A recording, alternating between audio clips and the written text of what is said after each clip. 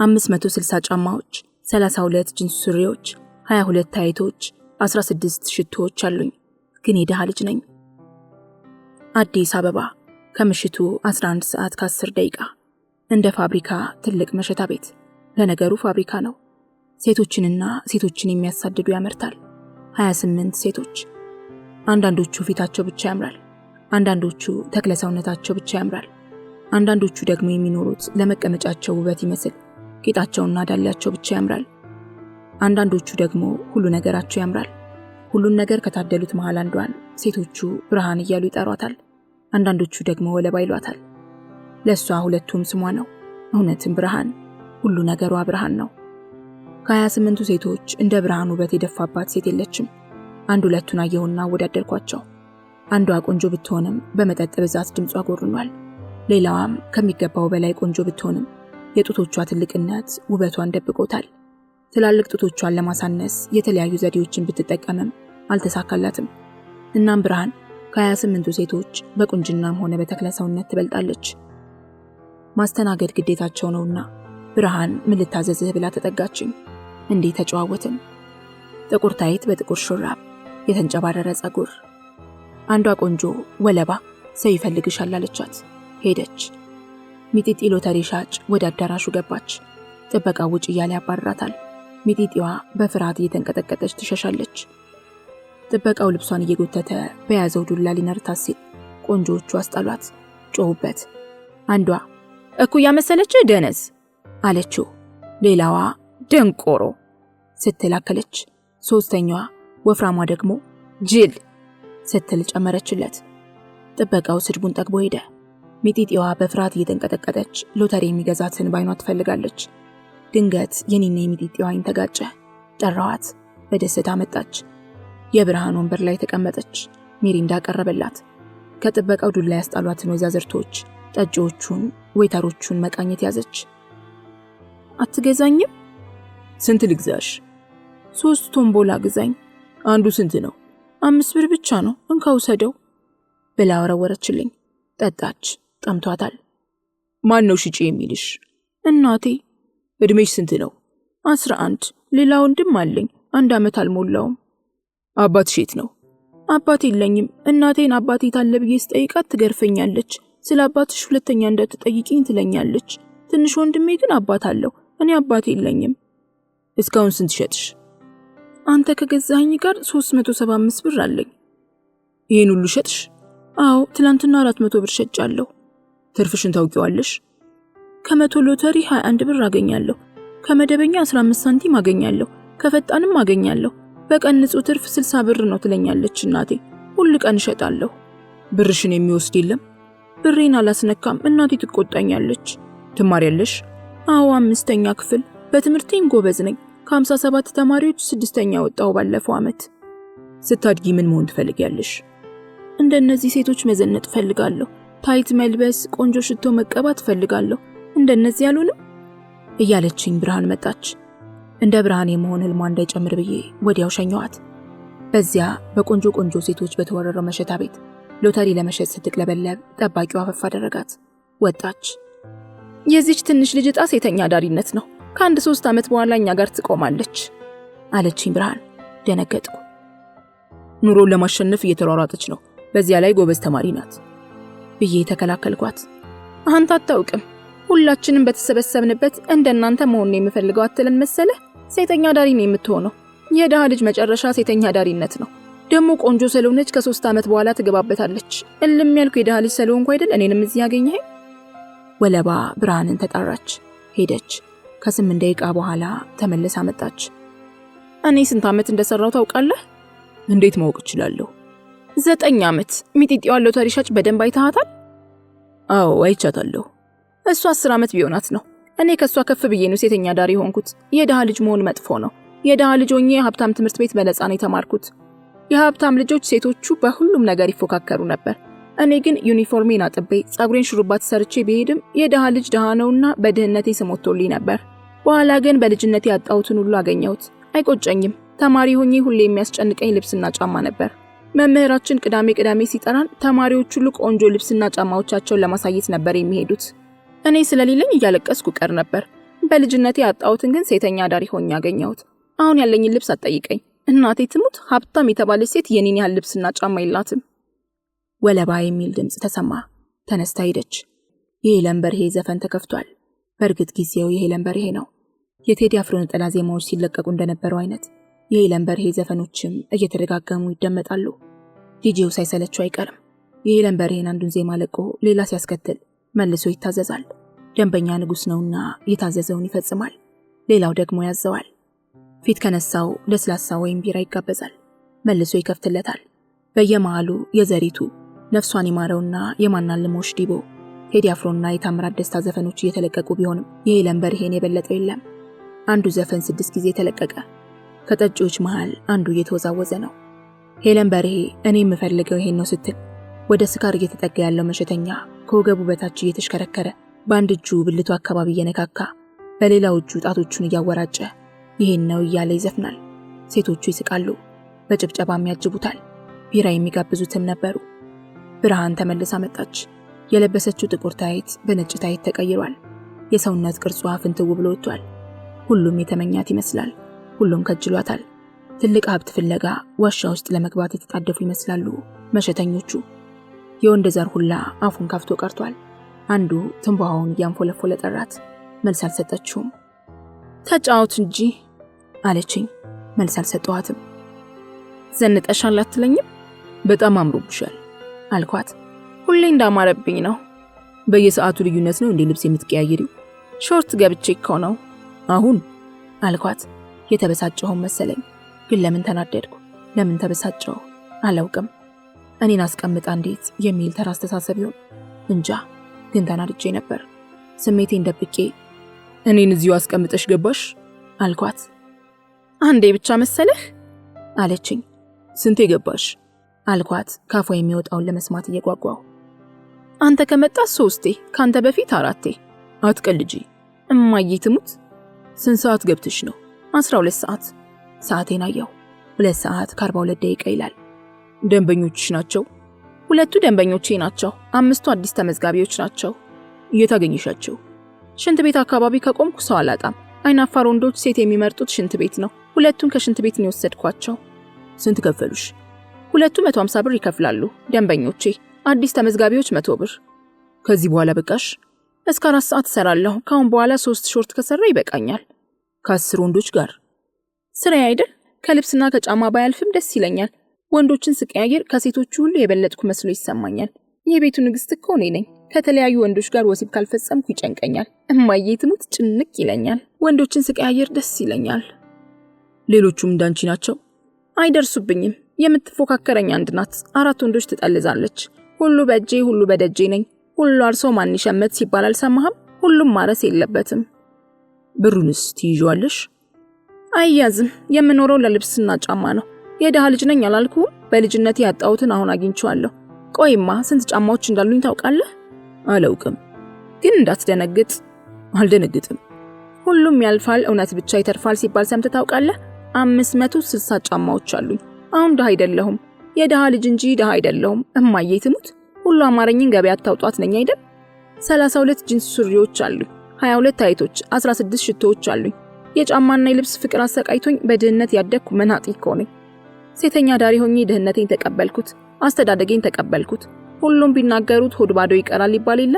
ደሃ ነበርኩኝ። ሴተኛ ዳሪ ሲሆን ግን ያገኘሁትን ሁሉ ብር ልብስና ጫማ ገዛበት ጀመር። በውድ ዋጋ የተገዙ ናቸው?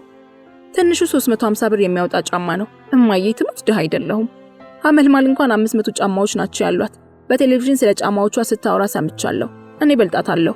የትኛዋ ሴት ናት 22 ታይቶች ያሏት? የትኛዋ ሀብታም ሴት ናት 32 ጂንስ ሱሪዎች ያሏት? አብረውኝ የተማሩትን የሀብታም ልጆች ጓደኞቼን ባገኛቸው በተራይ ይጫወትባቸው ነበር።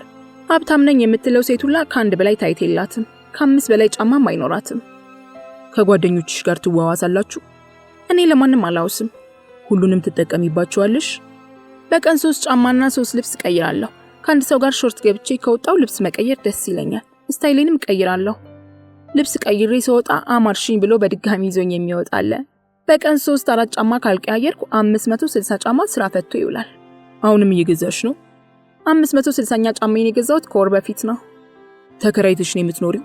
በ1600 ብር ኮንዶሚኒየም ተከራይቼ እኖራለሁ። ጫማዎች የት ይቀመጣሉ? አንድ ቁም ሳጥን አለኝ። ሁሉንም እዚያ ከታቸዋለሁ። ጫማዎቼን የሚነካብኝን አልለቀውም። ሰራተኛዬ በውድ ዋጋ የገዛኋቸውን 3 ጫማዎች ሰርቃኝ አባረርኳት። አሁን ያሉሽ 557 ጫማዎች ናቸው? 560 ናቸው። ተክቻቸዋለሁ። እማዬ ትሙት ጫማዎቼን የሚነካብኝ አልወድም። ጫማዬን ከሚሰርቁ ብር ቢወስድብኝ ይሻለኛል። ድህነቴን የተበቀልኩት በጫማዎቼ ነው። ድህነት እኮ መጥፎ ነው። በ9 ዓመት የገዛሻቸው ናቸው?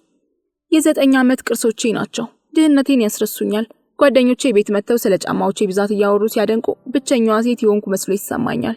ሁለተኛ ጥፋት ቆሞ ማንቀላፋት ሲባል አልሰማም። ለሁለተኛ ጊዜ የደሃ ልጅ መባል አልፈልግም። ጫማዎችሽን ታውቂያቸዋለሽ? መጉደላቸውንና ለመጉደላቸውን እንዴት ነው የምትለዩ? እለያቸዋለሁ። አዳር ሰርቼ ስገባ ተኛለሁ።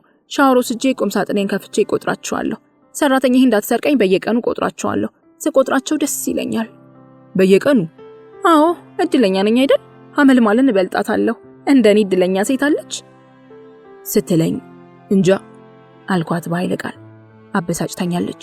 አንዳንዴ ንግግሯ የህፃን ልጅ ንግግር ይሆንብኛል። ስኬት ማለት ለሷ የጫማና ልብስ ብዛት ብቻ ይመስላታል። 30 ሞልቶሻል? እድሜን ነው? አዎ። አልሞላሁም። ለጫማ ለልብስ እየኖርሽ እንዴት ነው ታዲያ ህይወትሽን የምታስተካክዩ? ከሴተኛ ዳሪነት ውጪ ህይወት ያለ አይመስለኝም። ደስ ብሎሽ ነው የምትሰሪው? እማዬ ትሙት ደስተኛ ነኝ። ድህነትን የተበቀልኩበት ስራ እኮ ነው። እማዬ ትሙት አልተወውም። 3 ወር ትቼው ነበር ባላግብቼ። አልቻልኩም፣ ትቼው ወጣሁ። ወንዶችን ካልቀያየርኩ ጫማና ልብስ ካልገዛው የኖርኩ አይመስለኝም። በዚሁ ስራ ላይ አግኝቶሽ ነው ያገባሽ? አዎ፣ 3 ቀን አወጣኝ። ብራም ነገር ነው። እንጋባ ሲለኝ ትዳርን ልሞክረው ብዬ ገባሁ። ትዳር መጥፎ ነገር ነው። እስር ቤት ነበር የሆነብኝ። ጥዬው ወጣሁ። 2 ጉድጓድ ያላት አይጥ አትሞትም የሚባል የለ። ወደ ሴተኛ ዳሪነት ጉድጓዴ ተመልሼ ገባሁ። ቤተሰቦችሽ አሉ? የሉም፣ ድህነት በልቷቸዋል። ለእናትና አባቴ አንድ ልጅ ነኝ። እነሱን ሳስታውስ የረሳሁት ድህነት ፊቴ ላይ ድቅን ይልብኛል። አንድ ቦርጫም ሰውዬ ወገቡን ይዞ አጠገባችን ቆሟል። አየችው፣ አየሁት፣ አየነው፣ አየን። ሚስጥራዊ ሳቅ አየሁባት። አቀረቀረች። ሰውየው ወገቡን እንደያዘ ትቶን ሄደ። ሀፍረት ተሰምቶታል። ጎትቶ ቢወስዳት በወደደ ነበር፣ ግና ትቶን ሄደ። ምን ሆነሻል አልኳት። ሰውየው በጣም ነው የሚያስቀው። እሺ፣ ይሄ ቦርጫም ቅድም ሾርት ተጠቅሟል። በድጋሚ እየጠየቀኝ ነው። ታዲያ ይጅለታ። ይቅርብኝ፣ በሳቅ ግድልን ያደረገኝ ይቅርብኝ ብላ በኃይል ሳቀች። አሁን ሳቋ ምስጢር የለውም። ከሽንት ቤት ስመለስ ያዘኝና ገባን። ሱሪውን አውልቆ ዝም አለ። አድርግ ስለው አይን አይኔን ያየኛል። ስሜቱ አልመጣለው። ካሁን ይነሳሳለታል ብዬ ጠበቅኩት። ልብሴን ለብሼ ልነሳ ስል ከደረት ኪሱ መፋቂያ ወጣና ትንሽ ጠብቂ እያለኝ። ሳቄ መጥቶ የሚሆነውን ሁሉ እየተጠባበቅኩ አየሁት። መፋቂያውን አፉ ውስጥ አቆይቶ የመጠመጠ ምራቁን ሲውጥ ወንድነቱ ተነሳ። ከዚህ ያደረግን። ወንድነቱ ያለው መፋቂያው ላይ ነው። ስቄበት ወጣው። ሁሉም ሰው መምሰሉ ላይ ታያመሉ። አሁንም ይዞኝ ሊገባ ፈልጎ ነው። መፋቂያው እስኪሰራ ማን ሊጠብቅ ነው? ሳቀች በኃይል። ልክ እንደ ዛሬው ሁሌ ስራ ይኖራል? የኔ የተለመደ ነው። በቀን 3 እና 4 ጊዜ ልብስና ጫማ ስለምቀይር ፈላጊ ብዙ ነው። ስራ የለም ከተባለ ከ5 ወንዶች ጋር እወጣለሁ። ከ10 ወንዶች ጋር ቢዝነስ ካልወጣው ማታ ቤት ስገባ ራሴን እወቅሳለሁ። የለበስኩት ልብስ አያምርብኝም ማለት ነው ብዬ የለበስኩትን ለሰራተኛ ይሰጣታለሁ። እረፍት የለሽም? እረፍት አልፈልግም። ድሮ ፔሪድ ላይ ሆኜ አርፍ ነበር። አሁን ግን በአንድ ታብሌት ፔሪድ እንዳይመጣ አድርጌዋለሁ። ከሳምንት እስከ ሳምንት፣ ከወር እስከ ወር ነው የምሰራው። ምን አይነት ታብሌት? ፕሩንደንስ። ያለ ሐኪም ትዕዛዝ? ሐኪም ምን ያውቃል? እኔ ለራሴ ሐኪም ነኝ። ለኔ ጠቅሞኛል። አሳቀችኝ። አወሳሰድሽ እንዴት ነው? በየቀኑ ነው። በየቀኑ መዋጥ? አዎ፣ አቧጨቅጭቀኝ። ሐኪም አልወድም። እየቆየ ሲሄድ ይጎዳሻል አልኳት። ለራሴ ያውቃለሁ። ባርፍ ብዙ ብር አጣለሁ አለችኝ። ገረመኝ። ስትናደድ ጨዋታውን ወደ ጫማና ልብስ ቀየርኩት። ደስ አላት። ብሩ በጫማና ልብስ ብቻ ነው የሚጠፋው? ከቤት ኪራይ፣ ከልብስና ጫማ፣ ከቤት ሰራተኛ ደሞዝ የተረፈውን ባንክ አስቀምጣለሁ። ባንክ ትንሽ ብር አለችኝ። ስንት? እንዴ ሁሉንም ማወቅ አለብህ? ለሰራተኛሽ ስንት ትከፍያታለሽ? ተመላላሽ ናት። 350 ብር ከፍላታለሁ።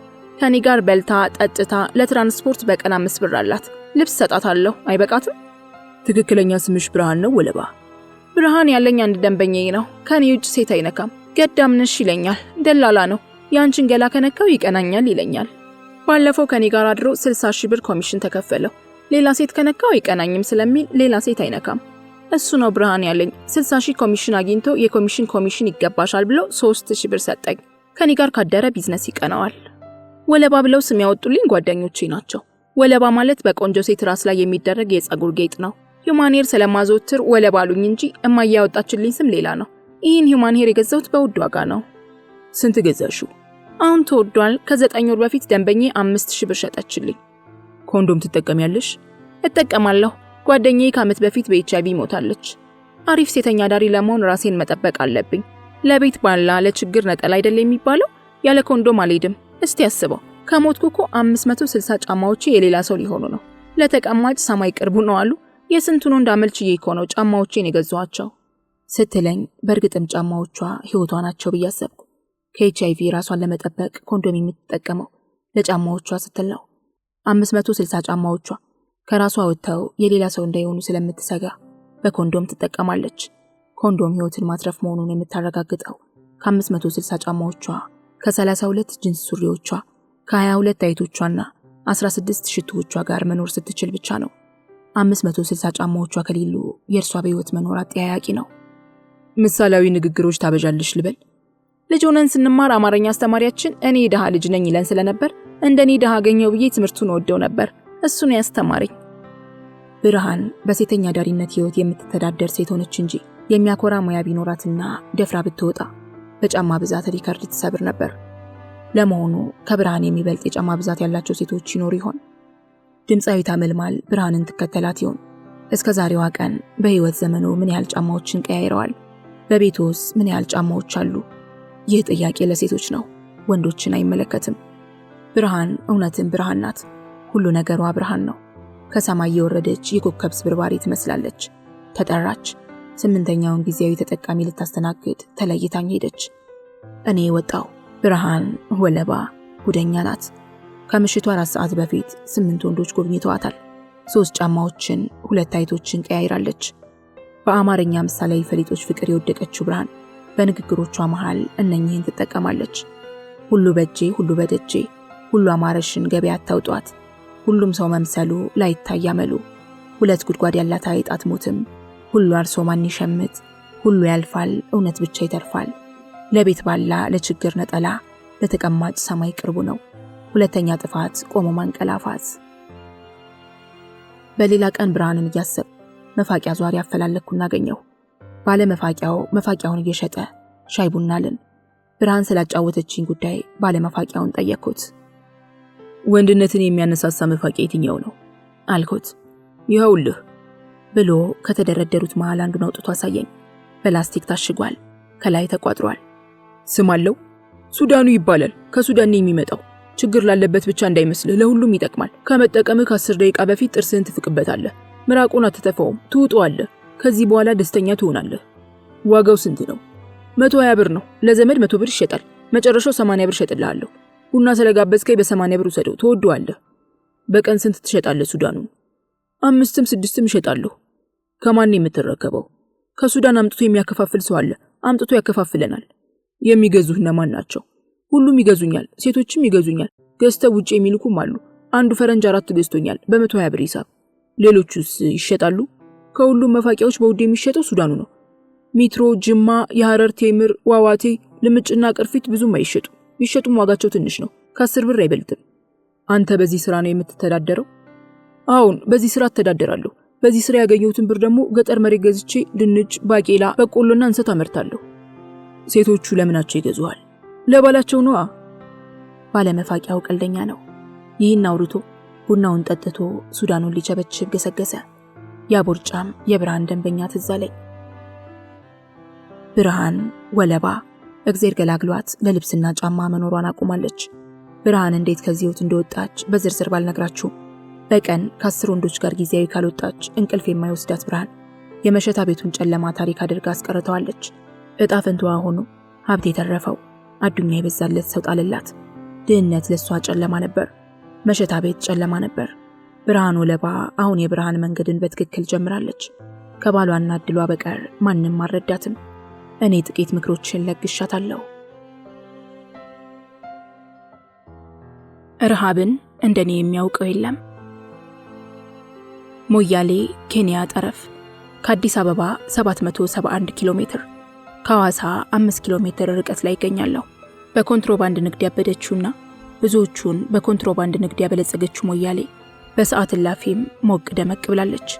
መንግስት በከፍተኛ ደረጃ እየተቆጣጠረ ነው የሚባልለት የኮንትሮባንድ ንግድ በሞያሌ ኬንያ ጠረፍ ህጋዊ ይመስላል።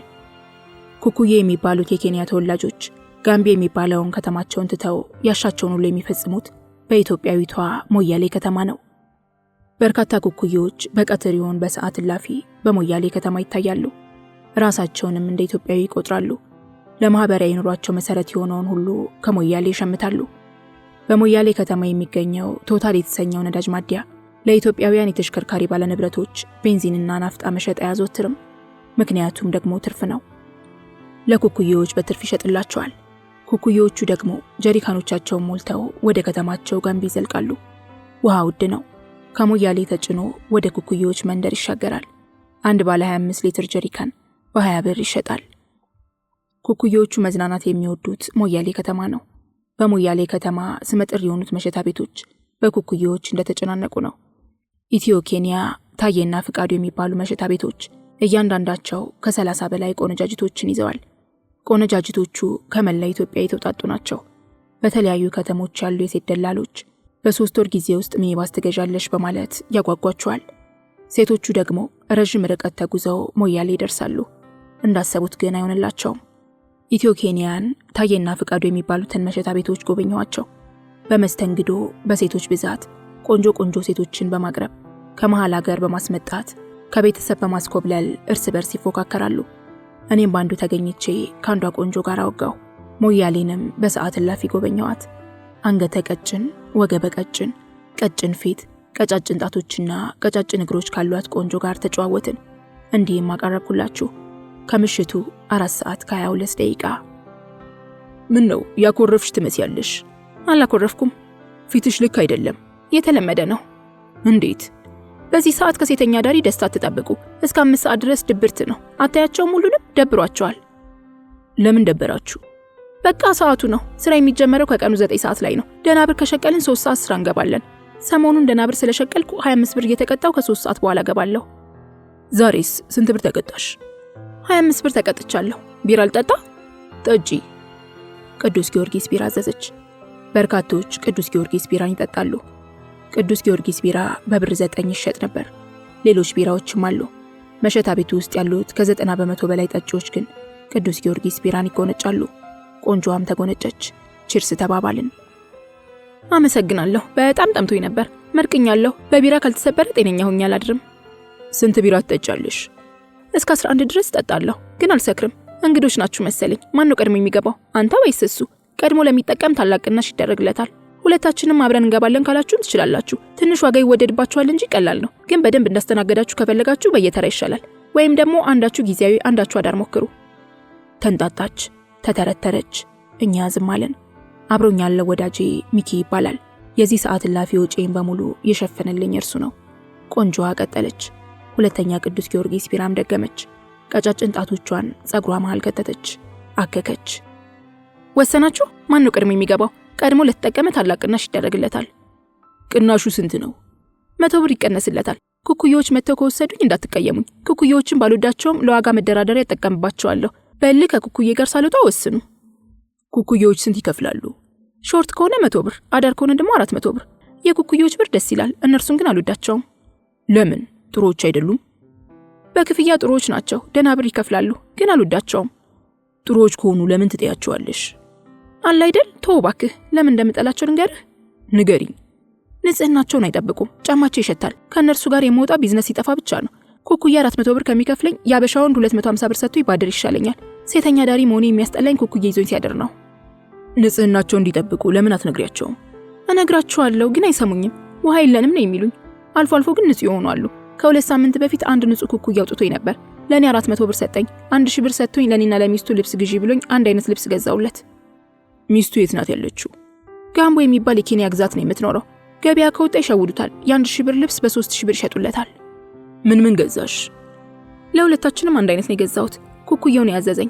ፓንት፣ ቀሚስ፣ ሱሪ፣ የውስጥ ልብስ፣ ቦዲ፣ ጫማ ለሚስቱ ይዞላት ሄደ። ጥሩ ኩኩዬ ነው። 3 ቀን ስራ አልገባውም። የ3 ቀን ቢዝነስ ሰጥቶኝ ነበረ። ይደውልልኛል፣ ሰሞኑን ሳይመጣ አይቀርም። ለ3 ቀን ስንት ሰጠሽ? 1500 ብር ነበር የሰጠኝ። ኩኩዮች ወደ ኢትዮጵያ እንደ ልብ መግባትና መውጣት ይችላሉ? ይችላሉ፣ ግን ሰዓት አላቸው። ፓስፖርትና ቪዛ ያለው ኩኩዬ ከሆነ ችግር የለውም። ቪዛ ከሌለው ግን ድንበሩ ከመዘጋቱ በፊት መውጣት አለበት። ድንበሩ በስንት ሰዓት ይዘጋል? 12 ሰዓት ይዘጋል። ፓስፖርትና ቪዛ የሌለው ኩኩዬ ከ12 ሰዓት በፊት ይወጣል። ብዙዎቹ ኩኩዮች ፓስፖርትና ቪዛ የላቸውም። ከተያዙ ይታሰራሉ። 8 ሰዓት ከቀኑ ይገቡና ሾርት በ100 ብር ተጠቅመው ወደ ሀገራቸው ይመለሳሉ። ዋጋውን ስለሚያውቁ ከ100 ብር በላይ አይከፍሉም። ቀን ትሰሪያለሽ አንቺ? እሰራለሁ። ለእናቴ ብር ልኬ ስቸስት ለአንድ ሳምንት ያህል ቀን እየሰራው ኩኩዮችን አስተናግዳለሁ። በቀን ስንት ኩኩዮችን ታስተናግጃለሽ? ከ5 ኩኩዮች ጋር ሾርት ከወጣው ጸዳ ካለ አበሻ ጋር አዳሪን አመቻቻለሁ። እዚህ ጸዳ ያሉ አበሾች ለስራ ይመጣሉ።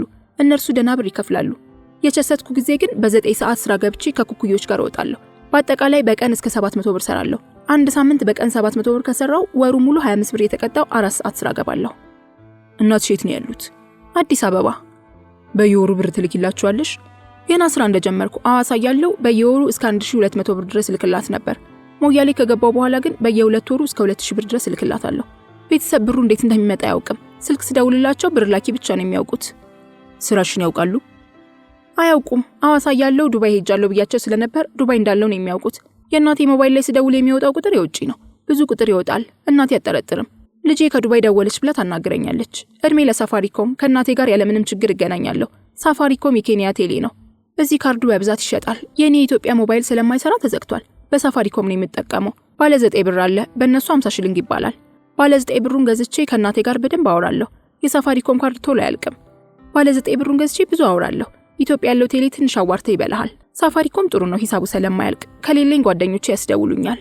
እናቴ የዘመድ ልጆችና ጎረቤቶቿን አረብ ሀገር እንደወስዳቸው ትጠይቀኛለች። አሁን ቪዛ ተከልክሏላታለሁ። ብር ስልክላት ተመችቶኝ እንደምኖር እንጂ ሴተኛ ዳሪ ሆኜ እንደምኖር አታውቅም። ሴተኛ ዳሪ ሆንኩት ሴተኛ ዳሪ መሆን ፈልጌ አይደለም። እናትና አባቴ ለዕለት ጉርስ የሚሆን ገቢ ሳይኖራቸው 5 ልጆችን ወልደው ከእጅ ወዳፍ የሆነ ኑሮ ይኖሩ ነበር። በጣም ይርበን ነበር። 15 ዓመት እስኪሞላኝ ድረስ ተርቤያለሁ። እየተራብን አባቴ ልጅ መውለዱን አላቆመም። ደህና ቤት ሳይኖረን የምንበላው ሳይኖረን 5 ልጅ ወለደች እናቴ። ድንጋይ ተሸክመሽም ቢሆን ሰው አድርጊኝ ስትለኝ በ15 ዓመቴ ወጣሁ። የ6ኛ ክፍል ተማሪ ነበርኩ። በቃ ተራ ሴተኛ ዳሪ ሆኜ ተቀጠርኩ። በ30 ብር አንድ ወጣት ይዞኝ ገባ። ልጃገረድ ነበርኩ። ልጁ ልጃገረድ አገኘው ብሎ በጣም ደስ አለውና 20 ብር ጨመረልኝ። 50 ብር አግኝቼ ያስኳት። በሁለተኛው ቀን 30 ብር ሰራሁ። ለእናቴ 80 ብር ሰጠዋት። እናቴ በጣም እርቧት አገኘኋት። የ3 ወር ልጅ ታቀፋ ሲርባት አለቀስኩ። አባቴ 200 ብር ደሞዝተኛ ነበር። 100 ብር ለቤት ይሰጣል። በ100 ብሩ ወሩ ሙሉ ጠጅ ጠጥቶ ይሰክራል። ለእናቴ 80 ብር ስሰጣት አልቅሳ መረቀችኝ። ሴተኛ ዳሪ ሆኛለሁ አልሻቸው? የቀን ሰራተኛ ሆኛለሁ። ድንጋይ ይፈልጣለሁ። በቀን 30 ብር ይከፈለኛል። ሴት ስለሆንኩ 10 ብር ጨመሩልኝ አልኳት። አመነችኝ። ከዚያ በኋላ ስራውን በስፋት ተያያዝኩት። እንዳሁኑ አላረጀውም ነበር። አዲስ ገቢ ናት እየተባለ ሁሉም ይወስደኝ ነበር። አዲስ አበባ ሳሪስና መርካቶ ከሰራው በኋላ አዋሳ ሄድኩ። ከአዋሳ ደግሞ ሞያሌ መጣሁ። ወደ ሞያሌ የመጣሁት ደላሎች በ3 ወር ጊዜ ውስጥ ሚኒባስ ትገዣለሽ ስራ በሽበሽ ነው ስላሉኝ ነው። ከአዋሳ ወደ ሞያሌ ስመጣ ከኔ ጋር እሳት የላሱ የአዋሳ ዩኒቨርሲቲ ተማሪዎች ነበሩ። ደላላው ሴተኛ ዳሪዎችንና ዩኒቨርሲቲ ተማሪዎችን አንድ ላይ ወሰደን። በአጭር ጊዜ ሚኒባስ ገዝታችሁ ሾፌር ፈልግልን ካላላችሁ ታዘቡ ብሎ አንድ ላይ ሞያሌ ያስገባን። ስንት ናቸው የዩኒቨርሲቲ ተማሪዎቹ? 4 ናቸው። አዋሳ ዩኒቨርሲቲ ይማሩ ነበር። ትምህርታቸውን አቋርጠው ወደ ሞያሌ አብረውን ሄዱ። ደላላው አሳስቷቸው ነው? ደላላው የተማሪ ሴተኛ ዳሪ መሆናቸውን ስለሚያውቅ ነው እንጂ ትምህርታችሁን ትታችሁ ሴተኛ ዳሪ ሆኖ አላላቸውም። አዋሳ ሴተኛ ዳሪ ያለው ከዩኒቨርሲቲ ተማሪዎች ጋር ሁሌ ይጠብ ነበር። እኛ ስራችንን መስራት አቅቶን ነበር። ለምን? የተማሪ ሴተኛ ዳሪ ሆነው ቢዝነሳችንን ገደሉብን። ቡና ቤት መጥተው እኛም ብሎ የመጣውን ወንድ እየወሰዱብን ስራችን ሞቶ ነበር። ወንድ ጅል ስለሆነ የዩኒቨርሲቲ ተማሪ ያገኘው ብሎ ይዞ ይሄዳል። ኮንዶም ስለማይጠቀሙም ወንዶቹ ይወስዷቸዋል። ብር ይቀበሉ ነበር? ቢዝነስ? አዎ። ሆዳቸውን ከሞሉላቸውና ቮድካና ማሩላ ከጋበዟቸው ብር አይጠይቁም። ጠዋት ወደ ዩኒቨርሲቲ ስትገባ ለትራንስፖርት ይሰጣታል። አመቱን ሙሉ ይደሰትባታል። ቆይተው ግን ሴተኛ ዳሪ ሆነው ከኔ ጋር ሞያሌ ሄዱ። ሞያሌን እንዳሰብሽው ሆና አገኘሻት? እንዳሰብኩት አልሆነም። ደላላው ሸውዶኛል። ሚኒባሱ ቀርቶብኝ ንጹህ ውሃ ባገኘው። እዚህ አዋሳ ያለው ከማገኘው የተለየ ብር አላገኘውም። ኑሮ ውድ ነው። የመግቢያ ፈቃድ ያላቸው ኩኩዮች በብዛት ገቡ።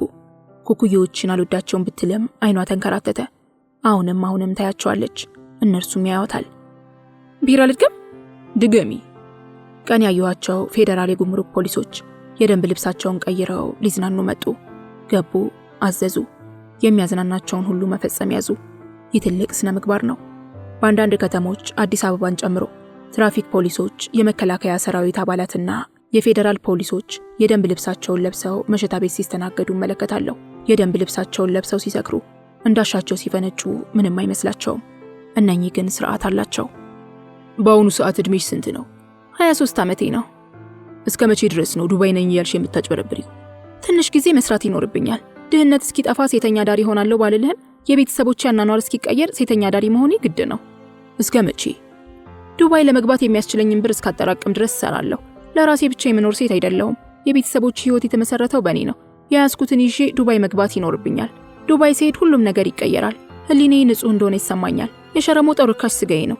የአንድ ቤተሰብን ህይወት ለማስቀጠል አይገቡ ገብቼ ቆሽሻለሁ። ዱባይ ሁሉም ነገር ይቀየራል። ለምግብና መኖሪያ ሳልጨነቅ ደሞዝ ብቻ መውሰድ ናፍቆኛል። እስካሁን ስንት አጠራቅምሻል? ትንሽ ናት። ለእናቴ ባልክ ኖሮ ብሩን ይዘው ነበር። እናቴ ድሮ በ100 ብር አብቃቅታ 5 ልጆችን ታሳድግ ነበር። ዛሬ ግን ለልብሷ ስትጨነቅ 1200 ብር በወር አይበቃትም። ስልክ ስደውል ብር ላኪ ብቻ ነው የምታውቀው። ሴትነቴን ለሽያጭ አቅርቤ ብሩን እንደምልክላት ብታውቅ ምን እንደሚወጣት አላውቅም። እኔ ግን አላስቀይማትም። ቆርቆሮ እያፈሰሰ ነው፣ ክረምት ገባ፣ 5000 ብር ላኪ ስትለኝ እልካለሁ። ማህበር ደርሶብኝ 2000 ብር ላኪ ስትለኝ እልካለሁ። ለህክምና እልካለሁ። የ3 ዓመት የቀበሌ ቤት ውዝፍ ኪራይ 3000 ብር ላኪ ስትለኝ እልክላታለሁ። እናቴ ላኪ ያለችኝን ሁሉ እልካለሁ። ያቺ የተቸገርናትን በረሃብ ያሳለፍናትን ክፉ ጊዜ ረስታታለች። እኔ ግን አልረሳትም። ረሃብን እንደኔ የሚያውቀው የለም። ችግርን እንደኔ ያየው የለም። 20 ሺህ ብር ካጠራቀምኩ አዲስ አበባ መለሳለሁ። በ10 ሺህ ብሩ የዱባይ ቪዛ ገዛለሁ። በ10 ሺህ ብሩ ደግሞ ለእናቴና ለእህት ወንድሞቼ ልብስ ገዛለሁ። በኮንትሮባንድ ምክንያት እቃ ርካሽ ስለሆነ ቲቪ፣ ቴፕ፣ ለወንድሜ ላፕቶፕ፣ ሰዓት፣ ሽቶ፣ ልብሶችን ገዝቼ ሄዳለሁ። ፍተሻው አያስቸግረኝም። ደንበኞቼ የሆኑ የጉምሩክ ፈታሾች አሉ። እነርሱ ያሳልፉልኛል። አሁን ስንት ብር አጠራቅምሻል? ገና ነኝ። ለያዘው ካልኩ በ3 ወር ጊዜ ውስጥ ይመጣል። እስከ 2003 አዲስ ዓመት ድረስ አጠራቅማለሁ። ይህ ቅጣት የሚሉት ባይኖር ትንሽ ብር አጠራቅም ነበር። የሙያሌ ቡና ቤቶች ቅጣት ይበዛባቸዋል። ካረፈድን 25 ብር፣ የብልግና ስድብ ከተሰዳደብን 150 ብር፣ ከደነስን 50 ብር ይቀጡናል። ዳንስ ክልክል ነው? ከ5 ሰዓት በፊት መደነስ ክልክል ነው። ሰክራ የምትደንስ ሴት 50 ብር ትቆነደዳለች። አንቺ ተቀጥተሽ ታውቂያለሽ? አውቃለሁ። የብልግና ስድብም ያስቀጣል። በዚህም ተቀጥቼ አውቃለሁ። አንዱን ኩኩዬ እናት ግን እንዲል አድርግላት ብዬ ተሳድቤ 150 ብር ተቀጥቻለሁ። ኩኩዬዎች የአማርኛን ስድቦች በሙሉ ያውቋቸዋል። በብልግና ከሰደብካቸው ይደፈዋል። ሐዋሳ ያለ የብልግና ስድብ ሱስ ሆኖብኝ ነበር። ደንበኞቼን በሙሉ በብልግና ሰድባቸው ነበር። ጨዋታዬን ጀምሬ የመጨረሻው እናት ግን እንዲል አድርጋት እያልኩ ብልግና እየተሳደብኩ ነበር። 3 ጊዜ 150 ብር ከተቀጣው በኋላ ነው የተውኩት። አገሬ ልውሰድሽ ያለሽ ኩኩዬ ገጥሞሽ አያውቅም? ላግባሽ የሚሉኝ ኩኩዬዎች አሉ። አገሬን ላስጎብኝሽ ያሉኝም አሉ። እኔ አልፈልግም። እኔ ዱባይ መሄድ ነው የምፈልገው። ኩኩዬዎች ኮንዶም ይጠቀማሉ? ይጠቀማሉ። ኮንዶም እያሉ የሚቀውጡትም አሉ። ግን ማንም አይሰማቸውም። ስንጮህባቸው ይታረማሉ። ኮንዶም አልፈልግም የሚሉ አበሾችም አሉ። እኛ እሺ አንላቸውም። ተመርምረሽ ታውቂያለሽ? አላውቅም። አንድም ጊዜ ተመርምሬ አላውቅም። በዚህ ስራ ላይ ሆነሽ? ድንግልና የተወሰደው በህይወት ድረስ ኮንዶም ነው። ልጁ 50 ብር ከሰጠኝ በኋላ ያለ ኮንዶም ወጥቼ አላውቅም። ስለዚህ ንጹህ ነኝ። እንደዛማ ማለት የለብሽም። ነፃ መሆንሽ የሚረጋገጠው የኤችአይቪ ምርመራ ስታደርጊ ብቻ ነው። አላደርግም። ለምን? ስለማልፈልግ። ፍርሃት አለብሽ? ይኑርብኝ አይኑርብኝ ሳላውቅ አልፈራም። ግን አልመረመርም። መመርመር አለብሽ። አልመረመርም። ይህ አያስጨንቀኝም።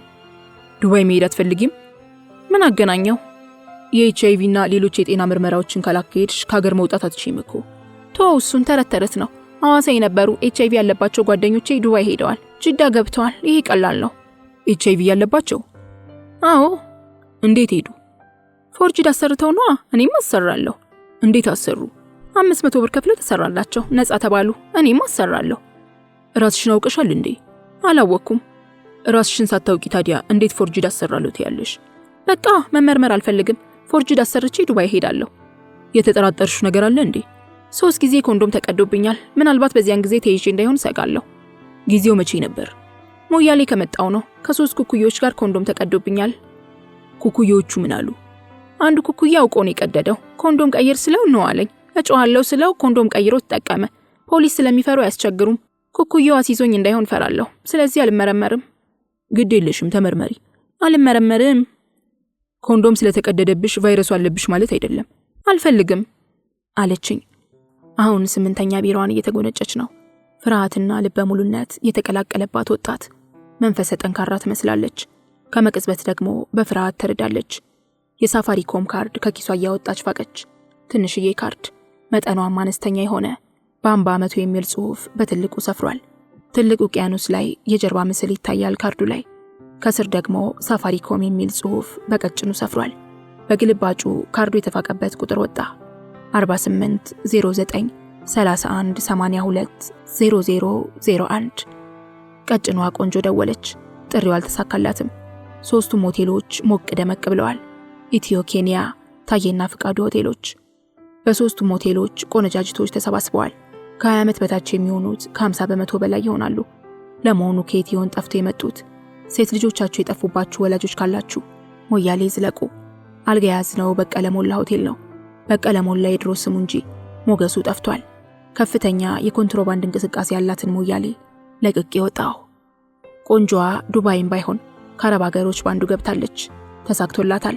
የሞያሌ ህይወት ለሷ የጨለማ ዘመን ነበር። አሁን ጨለማው በብርሃን ተተክቷል። አሁን ጥሩ የአረቦች ቤት ሰራተኛ ሆናለች። HIV ተመርምራ ራሷን ለማወቅ ድፍረት አታ ነበር። እንደ አቅምቲ የማማከር አገልግሎት ከዮርዳኖስ ፕሮሞሽን ተሰጥቷታል። ተመርምራ ደሟ ንጹህ ሲሆን ተደሰተች።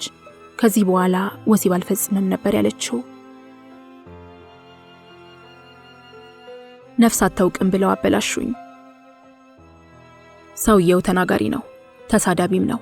አንደበተ ርቱዕ ነው ቢባል ያስኬዳል። እያንዳንዷን ሴት መጎተት ይወዳል። አንዷን ጠራት፣ መጣችለት።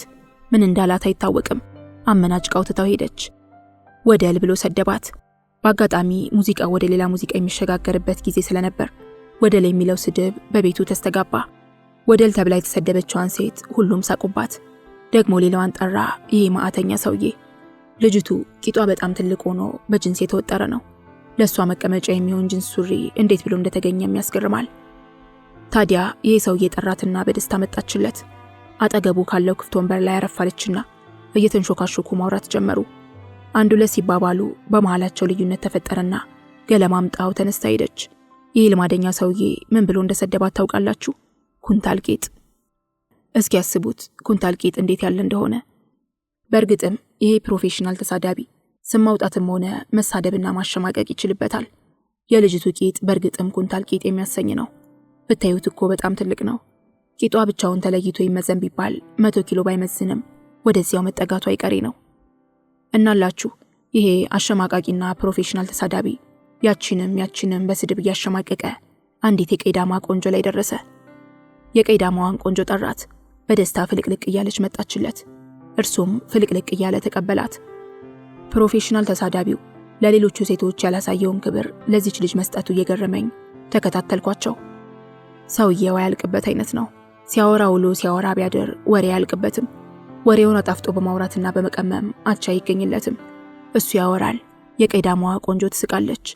እሷ በሳቅ እየተንከተከተች፣ እሱ የባጡን የቆጡን እያወራ ባለበት ሰዓት ነበር ድንገት በሁለቱ መሃል ክፍተት የተፈጠረው። ሰውየው በተለመደ ስታይሉ ሞጥማጣፉን ጆሮዋ ላይ ያስጠጋ ሹክ ሲላት ደፋር ብላው ተነስታ ልትሄድ ስትል ያንን ማዕተኛ ስድቡን አወረደባት፣ አሸከማት። ትነበብ መዝገቡ መዝገቤ ማህደሬ እያለ ሲጠራት ልጅቱ አልተናደደችም። እንዲያውም በሳቅ አጀበችው።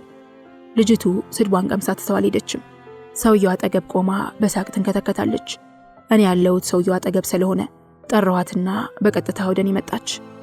ልማደኛው ሰውዬ ገላመጠኝ። ሀብታም አሸነፈኝ፣ በጨረታ ተሸነፍኳልና እያሽካካ ሂሳቡን ከፍሎ ወጣ። ልጅቱን ትኩር ብያየኋት። የቀይዳማ ናት። ግንባሯ ላይ መስቀል አለ። ከሁለቱም አይኖቿ ዝቅ ብሎም እንዲሁ በትንሹ መስቀል አለ። አንገቷ ስር በትልቁ መስመር ማሰርቶ የተጋደመ ንቅሳት ይታየኛል። በሁለቱም ክንዶቿ ላይ የፀሐይ ቅርጽ ያለ የሚመስል ንቅሳት ይታያል። ብቻ ምን አለፋችሁ ንቅሳት የሌለበት ቦታ ያለ አይመስልም። ሁሉም ነገሯ ሳይነቀስ ይቀራል ብላችሁ ነው። እጇ ላይ ሰዓት የሚታሰርበት ቦታ ላይም እንዲሁ ንቅሳት አለ። ፊቷ ላይ ብቻ ስንት ንቅሳት እንዳለ ታውቃላችሁ? 6 ንቅሳት ይታየኛል በፊቷ ክልል ብቻ።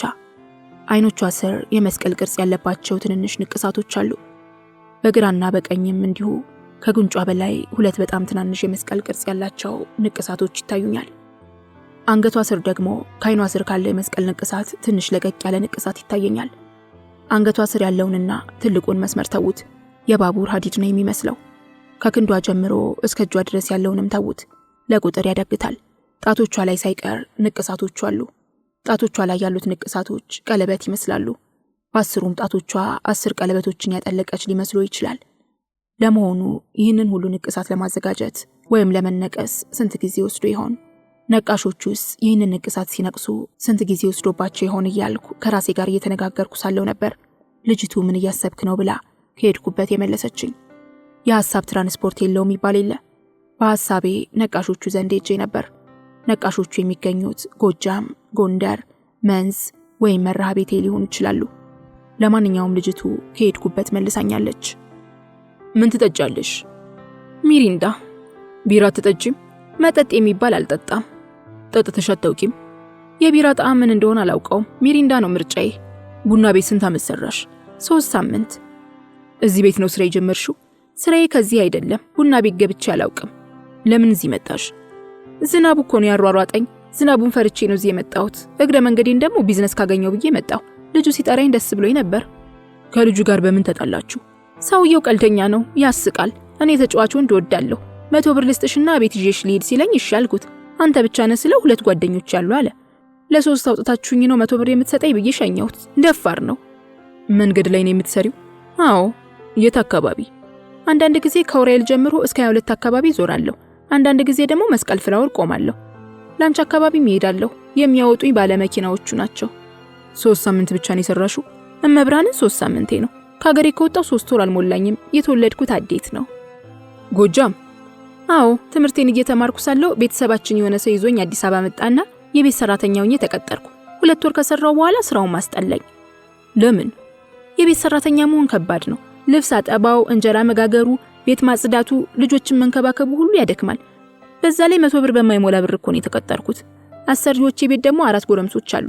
ጭር ሲል እየጠበቁ እየመጡ 4ቱም ያስቸግሩኛል። ምን አርጊ ነው የሚሉሽ? ይደፍሩኝ ነዋ። አዛኝቱ ማርያም ናት ከጉድ ያወጣችኝ እንጂ ጉብ ብለውብኝ ነበር። ስንት ጊዜ መሰለ ያመለጥኩት። እዚያው የተዋወቅኩት ፖሊስ ነበር። የሆንኩትን ስነግረው ውጪና ከኔ ዘንድ ትኖር ያለሽ አለኝ። እኔም እውነት መስሎኝ ትቼው ወጣሁና ፖሊስ ዘንድ መኖር ጀመርኩ። ፖሊሱም ክብረ ንጽህናዬን ወስዶ ጠፋብኝ። አንዲት የወንዜ ልጅ ናት ይህን ስራ እንድሰራ ያግባባችኝ። አሁን ምስጋና ለመድኃኔዓለም ራሴን ችያለሁ። 250 ብር የቤት ኪራይ ከፍላለሁ። የመጀመሪያ ወሬንም ገና አልከፈልኩም። ብሩን ግን አስቀምጬዋለሁ። ገና 3 ሳምንት ነው ብለሽኛል።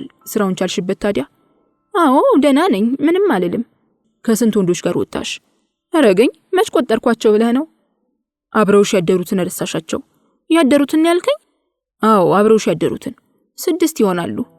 ጊዜያውም ትሄጃለሽ? ይሄ ሴቶቹ ሾርት የሚሉትን? አዎ ሾርት የሚሉትን። እሄዳለሁ እንጂ ሰው በብዛት የሚጠይቀው ሾርት የሚሉትን ነው። ባለመኪኖች ናቸው የሚወስዱሽ? ሾርት የሚሉት ከሆነ አልወደውም። መደበኛ ነው ይዞኝ የሚሄድ። ባለመኪኖች መኪና ውስጥ ሆነሽ ተኝ ስለሚሉኝ አልወዳቸውም። ይዘውኝ ከሄዱ ግን እሄድላቸዋለሁ። ስንት ታስከፍያቸዋለሽ? ትንሽ ነው። ስንት? ሾርት የሚሉት ከሆነ 150 ብር ነው የምቀበል። አዳር ከሆነ ደግሞ እስከ 300 ብር ይሰጡኛል። ፈረንጆች ከሆኑ ደግሞ ከዚያ በላይ ጨምሬ ይሰጡኛል። ፈረንጆችም ይወስዱሻል? የሰው መውደድ አለኝ፣ የወንዶች እድል አለኝ። 2 ፈረንጆች ይዘውኝ ሄደው ያውቃሉ። አንዱ ፈረንጅ ቆንጆ ሴቶችን ሁሉ ትቶ እኔም መርጦ ግቢ ያለኝና ሂሳብ ሳንነጋገር ቀጥታ ወደ ቤቱ ይዞኝ ሄደ። ቤቱ በጣም ያምራል። ዘበኛው የግቢውን በር ከከፈተ በኋላ 4 የቤት ውስጥ ውሾች ተከትለውት መጡ። እየተከተሉ ሲያስቸግሩን ይነክሱኛል ብዬ ፈርቼ ነበር። አሸተቱኝና ወደ ፈረንጁ ሄደው ተንጠላጠሉበት። ፈረንጁ ውሾቹን ከሻሻቸው በኋላ የታሸገ ነገር ከመኪናው ውስጥ አውጥቶ ለዘበኛው ሰጠውና ውሾቹ ወደ ዘበኛው ሲሄዱ እኔና ፈረንጁ ወደ ትልቁ ቤት ገባን። የፈረንጁ ቤት በጣም ያምራል። በጣም ትልቅ ቤት ነው። ና ያለኝና ሽንት ቤቱን ከፍቶ አሳየኝ። ሽንት ቤቱን እያየው ሳለ የሆነ ጽሑፍ ያለበት ነጭ ቲሸርትና ፎጣ አምጥቶ ሰጠኝና በምልክት ሻወር ሰጂ አለኝ። ከዚያ ሻወር ወስጄ የሰጠኝን ቲሸርት አጥለቄ ፎጣውን ለብሼ ወጣሁ። ቢራ ጠጭ ብሎ አንድ ጣሳ ሲያቀርብልኝ በምልክት አልፈልግም አልኩት። ሲጋራም ሰጠኝ፣ አልፈልግም አልኩት። ከዚያ በኋላ ቴሌቪዥኑን ከፈተና በጣቱ ቴሌቪዥኑን አመለከተኝ። አይኔን ወደ ቴሌቪዥኑ ስሰድ ፈረንጆቹ ራቁታቸውን ሆነው አየሁ። ሴቶቹም ወንዶቹም ራቁታቸውን ሆነው ሲሳሳሙ እንዲህ ያለ ነገር አይቼ ስለማላውቅ አቀረቀርኩ። ፈረንጁ ሳቃለና ጎትቶ አልጋው ላይ ጣለኝ። አደረግን። ፈረንጁ በጣም ወፍራም ነው። እኔን ግን አሰቃየኝ። ካሁን ጨርሶ እገላገላለሁ ብዬ ስጠብቅ የሚጨርስ አልሆነም። በጣም ነው የጎዳኝ። ስንት ብር ሰጠሽ? 350 ብር ነው የሰጠኝ። በጠዋት ተነስቼ ወጣሁ። ቲሸርቱን ሰጂው አለኝ። ፈረንጁ ዘበኛውን ጠርቶ አስወጣት ብሎ ተመልሶ ገባ። ሽማግሌው ዘበኛ የኔ ልጅ ለኒስ የድርሼን ያገር ልጅነቴን አትሰጭኝም ብለው በሩን አልከፍትም ሲሉኝ እጮሃለሁ ስላቸው ከፈቱልኝና ወጣሁ። በ2 ሳምንት ጊዜ ውስጥ ስንት ብር ሰራሽ? የማልዋሻው ነገር 2000 ብር አለኝ። ተሎ ሰርቼ ስራውን መተው ፈልጋለሁ። ወደ ሀገሬ ጎጃም ተመልሼ መሄድና ትምህርት መቀጠል አለብኝ። ለመተው ታስቢያለሽ? አረጋኝ። ይህንን ስራ ለጠላት የማልመኘው ዛዲያ እየሸረሞጥኩ ልኖር ነው? በስመ አብ። አሁን አብይ ጦም እየተቃረበ ነው። አብይ ጦምን ካልጦምኩ እግዚአብሔር ተቆጥቶኝ በእኔ ላይ አንድ አደጋ ያደርስብኛል። ታሎ ብዬ ወደ ሀገሬ መመለስ አለብኝ። ንስሐ ገብቼ እግዚአብሔርን ይቅር ልል ይገባል። ያለኝ ቀን እሱን ነው። እስከ ሁዳዴ ድረስ ሀገሬ ገብቼ ኃጢአቴን ማጠብ አለብኝ። ሁዳዴን ካልጾምሽ አደጋ ይደርስብሻል? እግዚአብሔር ከተቆጣ መዓት ያወርዳል። ሁዳዴን የማይጾም ክርስቲያን ምኑን ክርስቲያን ሆኖ ዛዲያ? እኔ እኮ ሳላውቀው ነው ሴተኛ ዳሪ የተባልኩ። የያዝኩትን ይዤ ሀገሬ እሰደዳለሁ። ያቋረጥኩትን ትምህርቴንም እቀጥላለሁ። እስከ ስንት ተምረሻል? እስከ 8 ተምሬያለሁ። ከ8 ወደ 9 አልፌያለሁ። ሚኒስትሪ ስንት አመጣሽ? 65 ነው ያገኘው። ድሮ ጎበዝ ነበር። ኋላ ላይ እያደግኩ ስመጣ በትምህርቴ ደካማ ሆንኩ። እናቴ ዩኒቨርሲቲ ትገቢያለሽ ትለኝ ነበር። እኔ መሃል ሀገር ሴተኛ ዳሪ ሆኜ ቀረሁ እንጂ። እድሜሽ ስንት ነው? 17ኛዬን ይዣለሁ። እና ስራውን ለመተወስንሽ? ሁዳዴ ሊገባ ሳምንት ሲቀረው ሀገሬ እገባለሁ። እስከዚያ 3000 4000 አገኝ ይሆናል። ያገኘኋትን ይዤ ሀገሬ ገብቼ በንስሐ ራሴን አጥባለሁ። ቄሶቹ ዘንድ ሄጄ አመንዝር ያለው ፍቱኝ እላቸዋለሁ። ከዚያ እኛ ዘንድ ካለው ቤተክርስቲያን ተጠምቄ ኃጢአቴን አጸዳለሁ። ይህን ካላደረግኩ አልከርምም፣ አልሰነብትም። እግዚአብሔር ሰይፉን እኔ ላይ ያሳርፋል።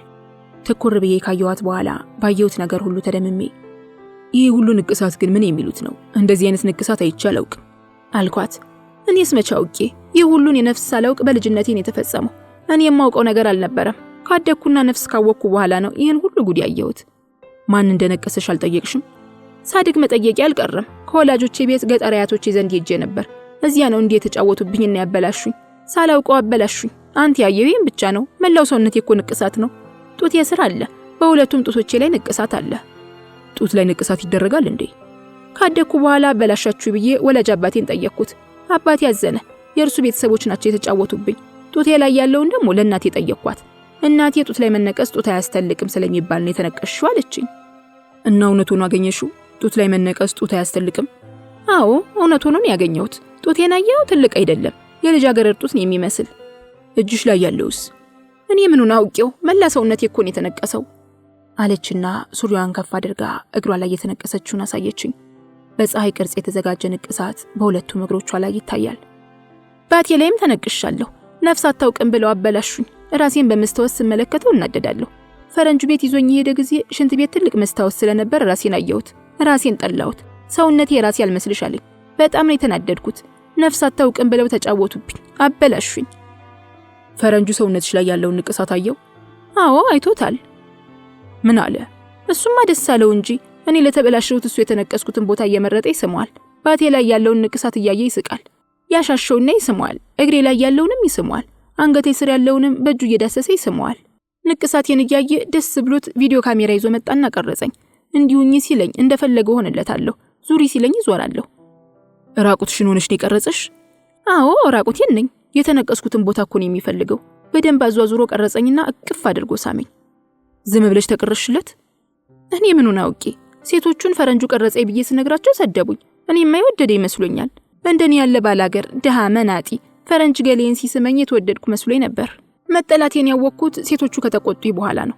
ፈረንጁ ራቁቴን ከቀረጸኝ በኋላ ሱዳን አጋጠመኝና ከሱዳኑ ጋር አብረን አደርን። ሱዳኑ ካወጣኝ በኋላ ከኪሱ ትንሽዬ ካሜራ አውጥቶ የተነቀስኩበትን ቦታ ሊያነሳይ ሲል ልብሴን ለባበስኩና አልፈልግም ብዬ ጮኩበት። መልሶ ኪሱ ከተተው።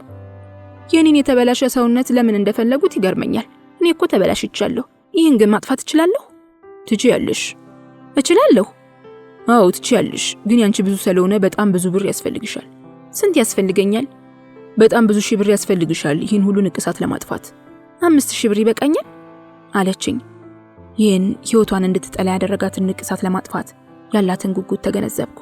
በድጋሚ 5000 ብር ይበቃኛል ብላ ስትጠይቀኝ በጣም አዘንኩ። በደፈናው በጣም ብዙ ሺህ ብር እንደሚያስፈልጋትና በውጭ ሀገር ከፍተኛ ሕክምና ተደርጎላት የሚጠፋ ነገር እንደሆነ አስረዳኋት። ተስፋ ቆረጠች። ቆንጆዋ ልጅ ንቅሳቶቿን ላስወግድ ብትል እንኳን ስንቱን ታስወግዳለች፣ ለስንቱስ ትከፍላለች። በእርግጥም አበላሽተዋታል። ደግሜ ትኩር ብያየዋትና ንቅሳቱ ባይጠፋስ ምን ችግር አለው አልኳት። ተበላሽቻለሁ። ዘመዶቼ አበላሽተውኛል። መጫወቻ እኮ ነው ያደረጉኝ። ስድቡም እኮ በጣም ያሳምማል አለችኝ። የሚሰድቡሽ አሉ? ተሳዳቢዎች አሉ። የቅድሙን አልሰማሁም? ትነበብ እኮ ነው ያለኝ ስትለኝ ሳቄ መጣ። ተሳዳቢው ሰውዬ ትነበብ መዝገቡ ሲላት የሳኩትን ያህል ሳቅ ባልስቅም ያ የተረገመ ሰውዬ ስሙ ራሱ እንዴት እንደመጣለት ግርም ብሎኝ ነበር። አሁን ግን ለቆንጆዋ ሞራል በመጨነቅ ከመሳቅ ተቆጥቤ ነበር። ተሳዳቢዎች አሉ። አንዱ ትነበብ ይለኛል፣ ሌላው ቆምጬ ብሎ ይሳደባል። ከበቡሽ የሚሉኝም አሉ። ብላ ስታቀረቀር የመራዘንኩላት። አቀርቅራ ሳለ ስልኳ ጮኸ። በ3 ሳምንቷ ሞባይል ማውጣታለች። እሺ አለችና ስልኩን ዘጋችው። ሞባይል አለሽ እንዴ? ቅርብ ጊዜ ነው ያስኩት። ያ የነገርኩ ፈረንጅ እኮ ነው የሰጠኝ። ሳምሲንግ ይባላል። ሳምሲንግ ሞባይል ናት አለችና እንድመለከተው አቀበለችኝ። ሳምሲንግ የሚለውን ስሰማ ሳቄን ተቆጣጠርኩት። ሳምሰንግ ለማለት ፈልጋ እንደሆነ ገባኝ። ፈረንጁ ነው የሰጠሽ? አዎ የፈረንጅ ስጦታ ነው። በጣም ወዶሻል ማለት ነው። ስለቀረጸኝ ጠላሁት እንጂ ጥሩ ሰው ነው። አሁን የደወለልሽ ማን ነው? አንድ ሰውዬ ነው። መኪና ያለው ደግ ሰው ነው። አንዴ ካወጣኝ በኋላ ወደደኝ። ባላንቴና ወዳለው ብሎ ተጣበቀብኝ። ባላንቴና ነሽ እንዴ? ጎጃሜ አይደለሁ እንዴ? ባላንቴና ይፈልጋል ማለት ነው? ወንዱ ይወዳል ባላንቴና። ለወንዱማ ጥሩ ነው ይላሉ። ለኛ ነው እንጂ ስቃዩ። ባላንቴና መሆን ስቃይ ነው እንዴ? ለኛ ስቃይ ነው። የአጭበርባሪና አታላይ ፖሊስ ክብሬን ሲወስደው ብዬ ነው የጮኩት። ለምን? አመመኛ። ሆቴሉን የተረበሸው የፈሰሰ ደምን በጣም ብዙ ነበር። በእኔ ለቅሶና ዋይታ የተረበሹ የሆቴል ቤቱ ባለቤቶችና ሰራተኞች ፖሊስ ይዘው መጥተው ክፈቱ ቢሉንም ልንከፍት አልቻልም። አታላዩ ፖሊሶች መምጣታቸውን ሲያውቅ ምንም ችግር የለም ብለሽ ሸኛቸው ብሎ ለመነኝና በሩን ሳልከፍት ትንሽ አመም አድርጎኝ ነው የተፈጠረ ነገር የለም ብዬ ሸኘዋቸው። ፖሊሶቹ ቢገቡ ኖሮ ፖሊሱን ያገኙት ነበር። በዚያን ጊዜ አመመኝ ስላልተገረዝኩ ነው። ባላንቴና መሆን ከባድ ነው። ወንዶቹ ይፈልጉታል። ለኛ ለሴቶቹ ትርፉ ስቃይ ነው። ይሄ ስልክ የደወለልሽ ሰውዬ ባላንቴና ስለሆንሽ ነው የወደደሽ? አዎ ባላንቴና ወዳለህ ይለኛል። ፈረንጁን በምልክት እያሳየኝ ቆንጆ ብሎኛል። የአዲስ አበባ ወንድ ባላንቴና ነው የሚወዱት። አንድ የላዳ ሾፌርም መንገድ ላይ የሚቆሙት ሴተኛ ዳሪዎች ባላንቴና ናት ብለው ነግረውት 150 ብር ከፍሎ አውጥቶኛል። እሱም በጣም ነው የወደደኝ። የላዳ ሾፌር 150 ብር ከፈልሽ? 150 ብር ቆጥሮ ሰጠኝ። በጣም ነው የወደደኝ። እንቅልፉን አጥቶ የሰራውን ላንቺ አበረከተ? በጣም ነው የወደደኝ እኮ። አንድ ጊዜ 150 ብር ከፍሎ አወጣኝ። አንድ ጊዜ ደግሞ ብር የለኝም 100 ብር ልስጥሽ ብሎ 100 ብር ከፈለኝና ይዞኝ ሄደ። ወንዶች ሁሉ ባላንቴና ሴት ይወዳሉ። ለኔ ግን ባላንቴና መሆን ከሌላ ሴት ጋር ያለው ልዩነት አይገባኝም። ሴቶቹ ግን ባላንቴና ነኝ ስላቸው ይቀናሉ። ፖሊሶች ሳይቀሩ ባላንቴና ነች ሲባል ሰምተው ያስቸግሩኛል። በነፃ አንዳንድ ጥሩ ጸባይ የሌላቸው ፖሊሶች በነፃ እንውሰድሽ ነው የሚሉ። እናቴ ሂጂላቸዋለሽ? እምቢ አልኳቸው። አንድ ጊዜ ጥሩ ጸባይ ያለው ፖሊስ ባላንቴና ወዳለው ብሎኝ 50 ብር ሰጥቶኝ ሂጄለታለሁ። አንዳንድ ጊዜ ፖሊሶቹ ባላንቴና ብለው ይጠሩኛል። እኔ ግን አፍራለሁ። አሁንስ ምርር ነው ያለኝ። ባላንቴና መሆን እኮ ጥሩ አይደለም። ከሌሎቹ ሴቶች ሁሉ ተመራጭ አድርጎሽ የለም እንዴ? ለምን ጠላሹ? ለኔ ጥሩ አይደለም። ሌሎቹ ሴቶች ከ2 እና ከ3 ወንዶች ጋር ወጥተው ብዙ ገንዘብ ማግኘት ይችላሉ። እኔ ግን አንድ ጊዜ ከአንድ ሰው ጋር ከወጣ በኋላ ደግሜ ከወንድ ጋር መሄድ አልችልም። ለምን? ከፍተኛ ህመም አለው። ከፍተኛ ህመም ነው የሚሰማኝ። አሁን ከ4 ቀን በፊት አንድ ወፍራም ሰውዬ ቤቱ ወስዶ 2 ጊዜ ነው ወሲብ የፈጸመብኝ። 2 ጊዜ ስላደረግን በጣም አመመኝና አንድ ቀን ስራ ሳልሄድ ቀረሁ። ሌሎቹ በቀን ከ3 ወንዶች ጋር እየወጡ በቀን እስከ 500 ብር ሲያገኙ እኔ ከአንድ ሰው ጋር ብቻ እወጣለሁ። ባላንቴና መሆን የጠቀመኝ ነገር የለም። ሴቶቹ ግን በእኔ ይቀናሉ። የኔን ስቃይ ይስጣችሁ እላችኋለሁ። በንቅሳት የተከበበችው የጎጃሟ ቆንጆ አንገቷ፣ ጡቷ፣ ፊቷና እጇ ሁሉ ንቅሳት ነው። ምናልባት በንቅሳቱ የተጠቀመችው ነገር ቢኖር ጡት አያስተልቅም ተብላ የተነቀሰችውን ብቻ ነው። እዚህ ላይ ንቅሳቱ ሰርቶ ሊሆን ይችላል። ጡቷ ጎጠጎጤ ነው። ሲታይ ሾህ ይመስላል። እንደ ሾህ ሊዋጋ እንደሚችልም መገመት ይቻላል። በሌላው ንቅሳት ግን ተዋረደች እንጂ የተጠቀመችው ነገር የለም። ባላንቴኗ አበላሹኝ፣ ዘመዶቼ የተጫወቱብኝ ነበር ያለችኝ። በእርግጥም አበላሽቷታል። ይህችን ቆንጆ ያለ ንቅሳት እስኪ ተመልከቷት። ልቅም ያለች ቆንጆ አይደለች? ምን ይወጣላታል? በዚያ ላይ ትህትናዋ። ከአንድ ሜሪንዳ በላይ ለመጋበዝ አልፈቀደችም። ለዚህ ሁሉ ቀናነቷ ከምስጋና ጋር ጥቂት ብሮችን ሰጥቼ ሸኘኋት። ለመጨረሻ ጊዜ ትኩር ብዬ አየኋት። በእርግጥም ዘመዶቿ አበላሽቷታል፣ ተጫውተውባታል። የውዳዴ ጾም እየደረሰ ነው። እግዚአብሔር ቢረዳት አገሯ ገብታ ያቋረጠችውን ትምህርቷን ትቀጥላለች። ባለንቅሳቱ አገሯ ገብታለች። እግዚአብሔር ረድቷት የሴተኛ ዳሪነትን ህይወት አቁማለች። በጨለማ የጨለማ ህይወት ስገፋ ኖሯል ትላለች። ትምህርቷን ግን አልቀጠለችም።